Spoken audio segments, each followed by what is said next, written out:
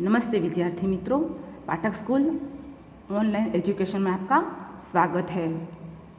आज मैं धोरण 5 विषय हिंदी और वीडियो 7वां लेक्चर 7वां पढ़ाने जा रही हूँ।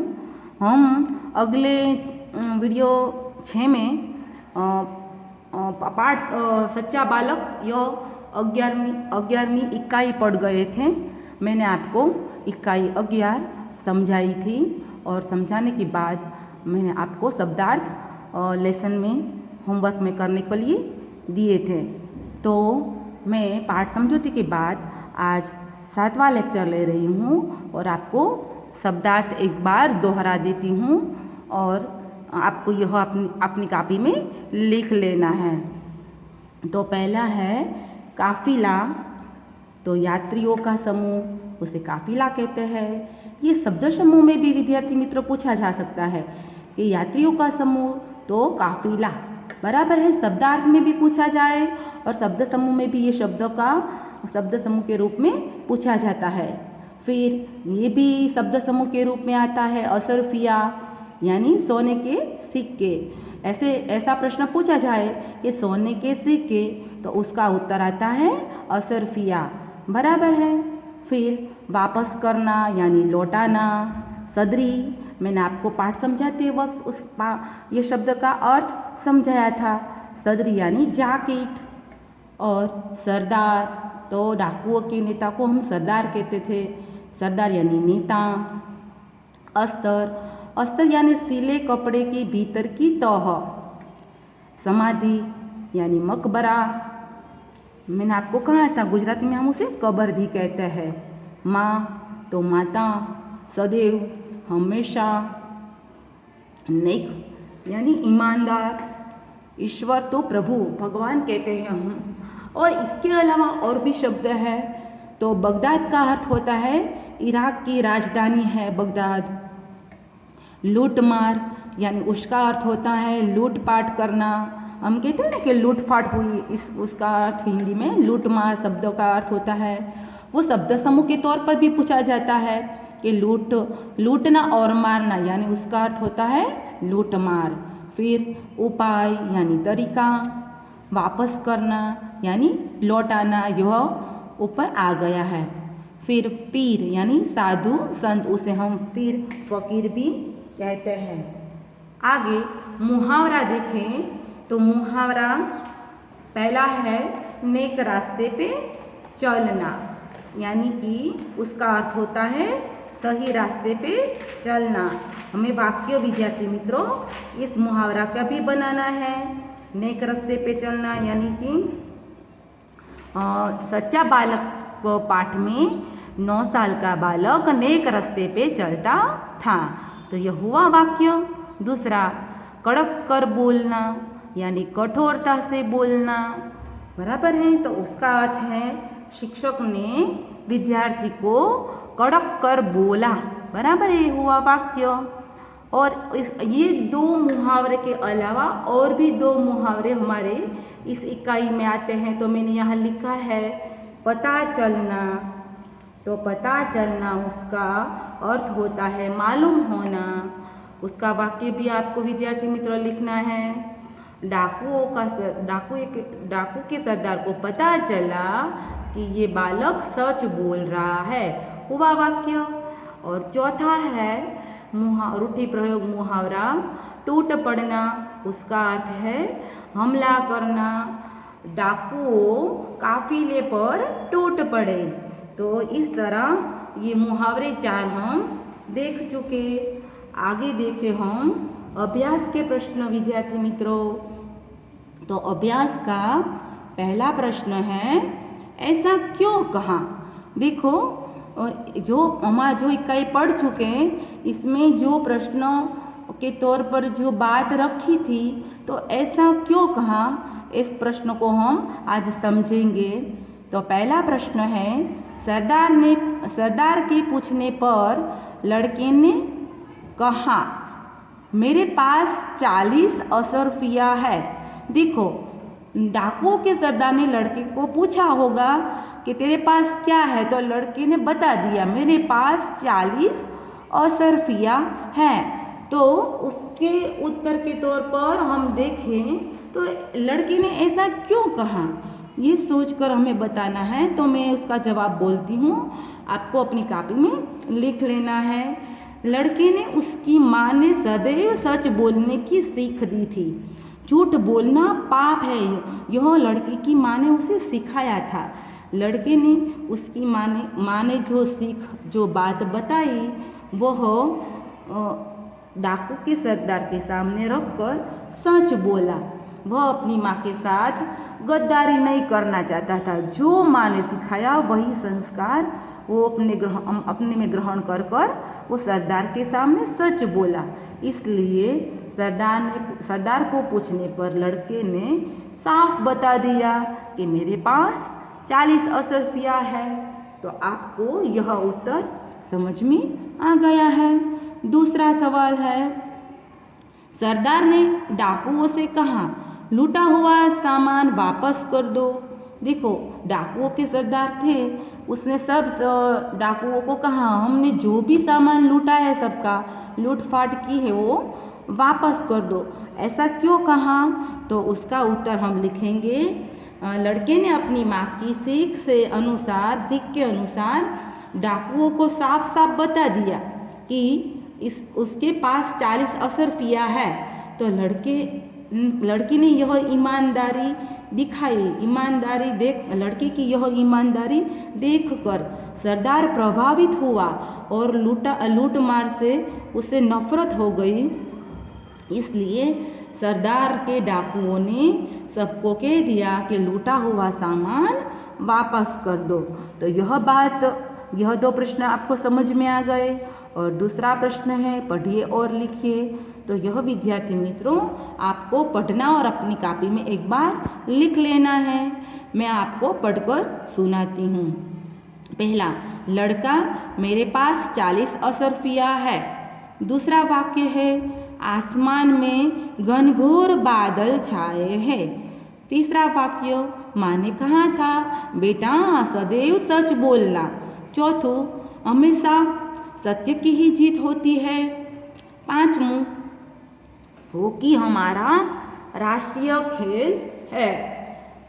तीसरा है कि आप अब्दुल कादिर की जगह होते तो क्या करते। तो हमें इस प्रश्न का उत्तर लिखना है कि अगर मैं अब्दुल कादिर की जगह होता तो मैं भी सच ही बोलता। यह पाठ में हमें नेकी की बात सीखने को मिलती है। तो मैं भी सदैव सच बोलने के लिए ही आग्रहित रहूँगा। बराबर है। तो यह जवाब भी आप अपनी कॉपी में लिख लेना। फिर चौथा प्रश्न है विद्यार्थी मित्रों, पढ़िए और समझिए। तो आपको भी यह भी अपनी कॉपी में पुस्तक में से देखकर लिख लेना है। मैं एक बार पढ़ जाती हूँ। माँ तो बाप, बड़ा तो छोटा, सच तो झूठ, नेक तो बेईमान, प्रसिद्ध अप्रसिद्ध, आज कल, पास दूर। यह विरोधाभास शब्द दिए गए हैं। विरोधी शब्द अपनी कॉपी में लिख लेना है। फिर पांचवा प्रश्न है, सच्चा बालक कहानी का कथन एवं लेखन कीजिए। जो विद्यार्थी मित्रों हमें जो कहानी इकाई 11 पढ़ चुके पीरियड 6 में, वो टूक सार के रूप में अपनी कॉपी में लिखनी है कि सच्चा बालक कहानी का सार क्या है, वो कहानी बनाकर हमें लिखनी है। तो मैं आपको यह ध्यान से समझाती हूँ, एक बार ध्यान से समझ लेना और अपनी कॉपी में लिख लेना। मुझे सुनकर आपको अपनी कॉपी में ये कहानी लिखनी है। मैं आपको होमवर्क में भी ये कहानी लिखने के लिए दूंगी। बराबर है। तो कहानी पढ़ती हूँ। कहानी आप ध्यान से सुने। सच्चा बालक, ये कहानी का हम शीर्षक रखेंगे। पाठ का जो नाम है वही शीर्षक रखेंगे। मैं कहानी शुरू करती हूँ। एक समय की बात है, एक लंबा काफिला बगदाद की ओर जा रहा था। रास्ते में उस पर डाकू टूट पड़े और लूट मार करने लगे। इस काफिले में एक 9 साल का बालक भी था। यह हम इतना पाठ में देख चुके थे। आगे हम कहानी बनाए तो एक डाकू ने उस लड़के को देखा तो उसने भी पूछा। लड़का सच बोला। उसने अपनी सदरी में अस्तर फाड़कर 40 असरफियाँ निकाली और इस डाकू को दे दी। आगे कहानी दोहराती हूँ। डाकुओं के सरदार को आश्चर्य हुआ, हमें असरफियाँ क्यों दे दी? तो लड़के ने लड़के को पूछा तो वह बोला, अपनी माँ ने मुझे सदैव सच बोलने की सीख दी है। वह फिर आगे क्या कहानी में लिखे तो वह मुसीबत में के समय में भी माँ के साथ गद्दारी नहीं करना चाहता था, इसलिए सदैव सच बोला। वो माँ के बताए हुए रास्ते पर चला। इतना छोटा बालक अपनी माँ की सीख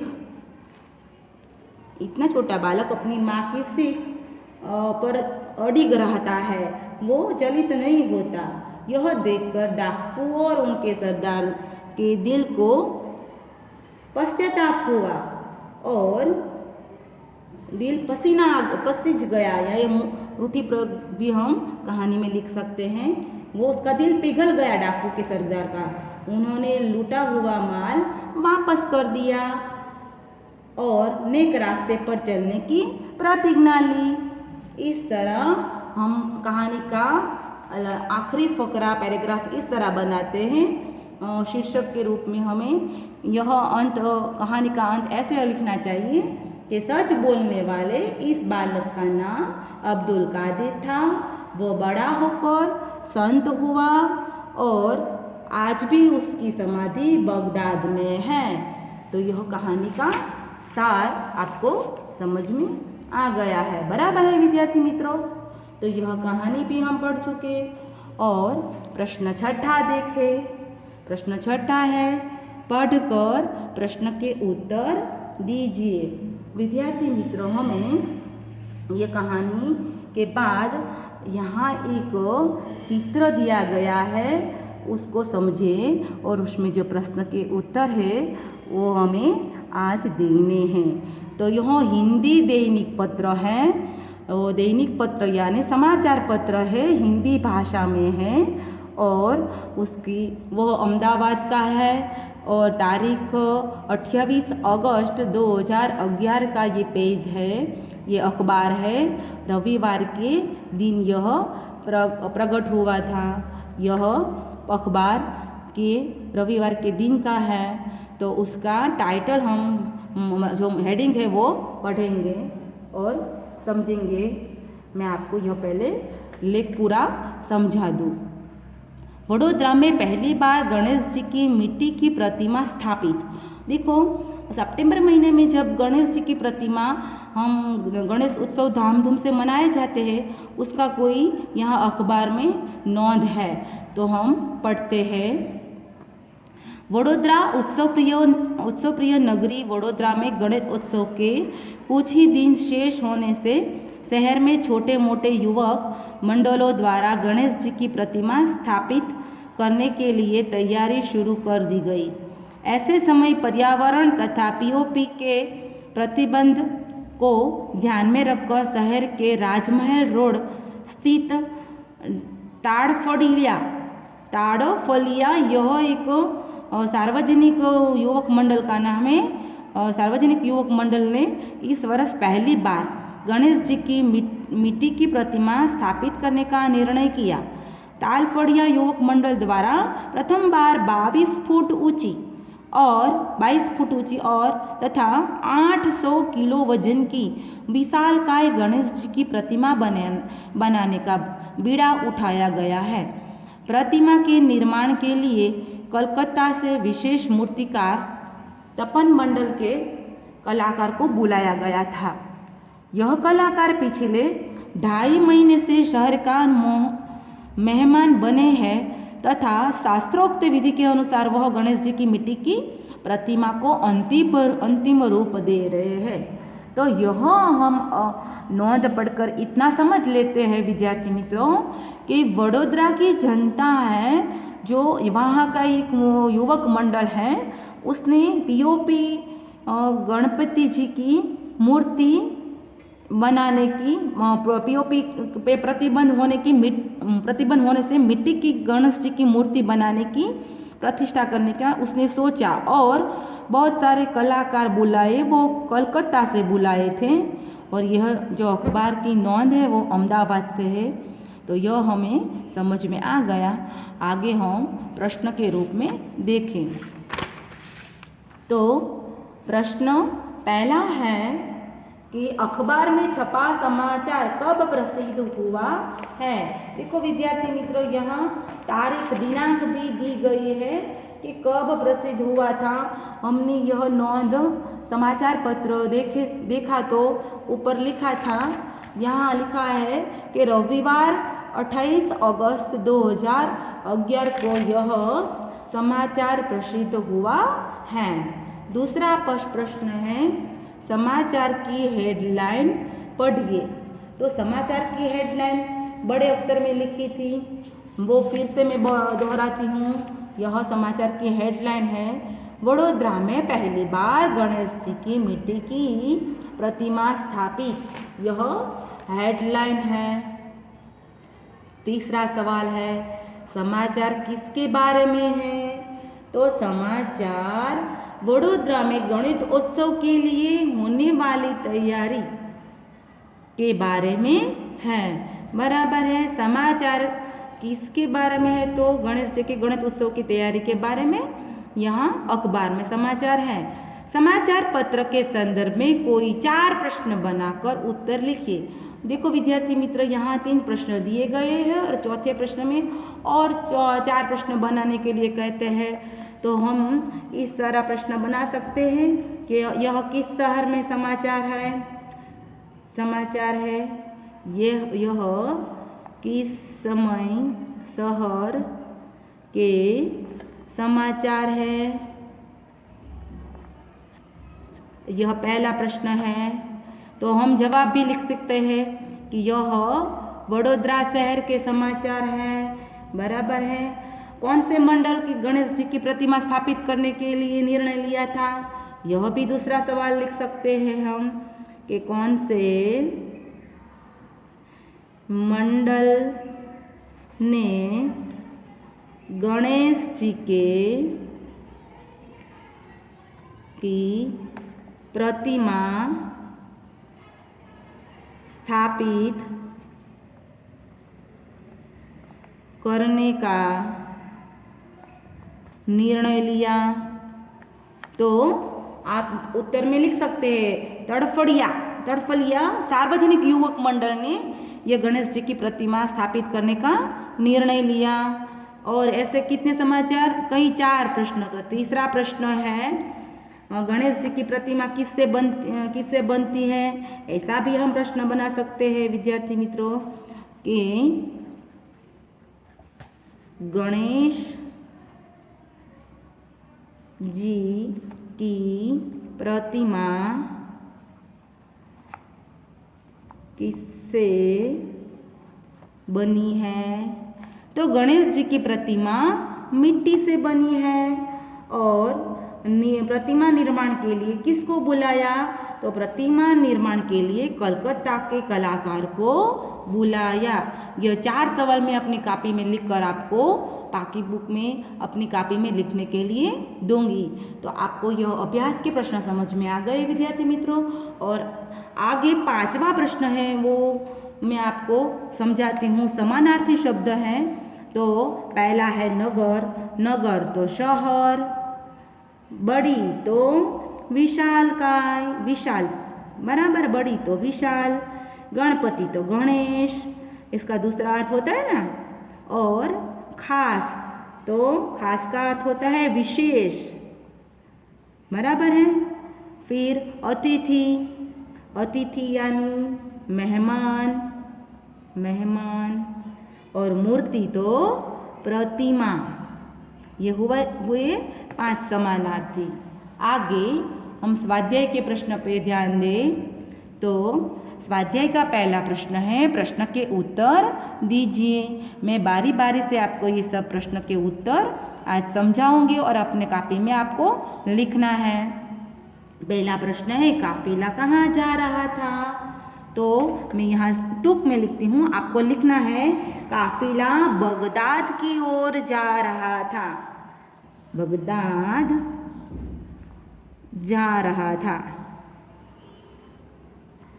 फिर बालक की उम्र कितनी थी? तो बालक की उम्र 9 साल की थी। 9 साल का बालक था ना, इस कहानी में हमें देखा 9 साल। लड़के के पास कितनी असरफियाँ थी? तो लड़के के पास 40 असरफियाँ थी। 40 असरफियाँ थी।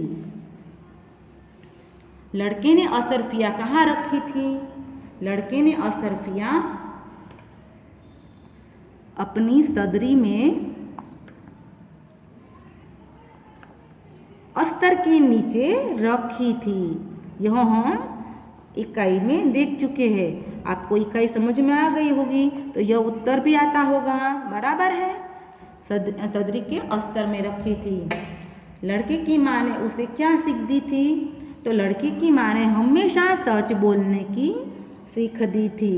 हमेशा सच बोलने की सीख दी थी। बराबर है। फिर डाकुओं ने लड़के से क्या सीखा? डाकुओं ने लड़के से सीखा कि ईमानदारी की बात सीखी। ईमानदारी, पहला तो ईमानदारी रखनी चाहिए। फिर आगे इतना छोटा बालक अपनी माँ के सिखाए हुए नेक रास्ते पर चलता है, तो नेक रास्ते पे चलने की दूसरी सीख दी है। नेक रास्ते पे चलना। बराबर है। तो उस दिन से उन्हें लूट मार करना छोड़ दिया और नेक रास्ते पर चलने की प्रतिज्ञा ली। डाकुओं ने लड़के से यह सीखा। सच बोलने वाला बालक कौन था? सच बोलने वाला बालक अब्दुल कादिर था। अब्दुल कादिर था। अब्दुल कादिर की समाधि कहाँ थी? तो अब्दुल कादिर की समाधि बगदाद में थी। तो यह सब प्रश्न के उत्तर हम समझ चुके हैं और यहाँ उचित जोड़ मिलाइए और वाक्य में प्रयोग कीजिए। दूसरा प्रश्न हम देखेंगे। तो कड़क कर बोलना, यह रूढ़ि प्रयोग के तौर पर सब वाक्य दिए गए हैं। तो उसका अर्थ होता है कठोरता से बोलना। हम शब्दार्थ के बाद ही रूढ़ि प्रयोग ये सब देख चुके हैं। घुटने टेकना यानी हार मानना। नेक रास्ते पे चलना यानी सही रास्ते पे चलना। आँखों का तारा, बहुत प्यारा।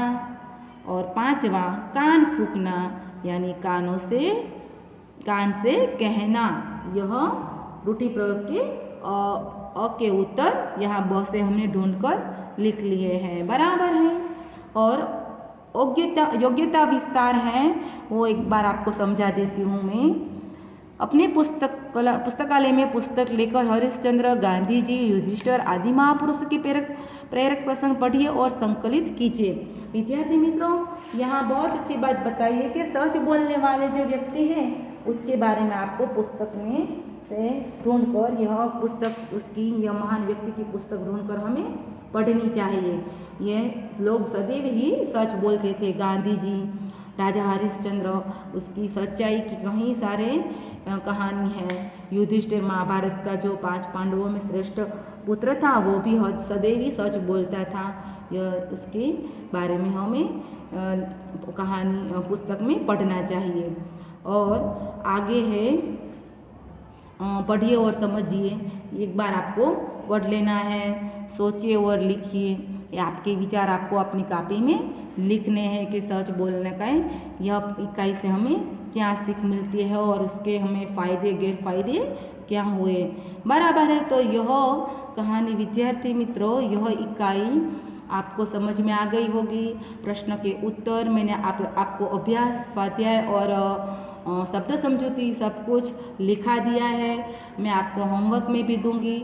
आप सब मेरी पुस्तक में से जो मैं आपको विशेष प्रश्नोत्तरी भी दूंगी वो भी आपको अपनी कॉपी में लिख लेना है। यहाँ जो दिए गए प्रश्न हैं उसके अलावा और भी प्रश्न मैं आपको लिखने के लिए दूंगी, तो आप यह देखकर पढ़कर आपके अपने कॉपी में लिखना है। तो चलो बाल दोस्तों, आओ जो।